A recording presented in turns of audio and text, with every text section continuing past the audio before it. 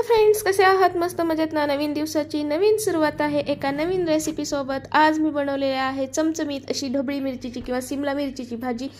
तर बघा, एका कढईमध्ये तेल घेतलं, त्यामध्ये जिरे, मोहरी, कांदा, टोमॅटो टाकले. मग त्यामध्ये 2 चमचे खोबऱ्याचं कूट टाकलेलं आहे, खोबरं बारीक केलेलं आहे ते. हळद टाकली, धनेपूड टाकली, गरम मसाला टाकला आणि त्यामध्ये हिंग पावडर टाकली आणि थोडंसं ते मिक्स करून घेतल्यानंतर त्यामध्ये बारीक चिरलेली ढोबळी मिरची टाकलेली आहे.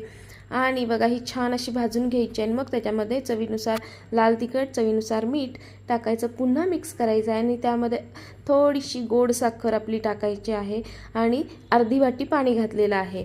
बघा, हे पाण्याला अशी छान उकळी आली, झाकून ठेवायचे. उकळी आल्यानंतर त्यामध्ये 2 चमचे कूट घातलं आणि पुन्हा शिजवून घेतलेली आहे आणि शिजल्यानंतर बघा, भाजी इथे आपली तयार आहे. खूप छान चमचमीत दिसते आहे.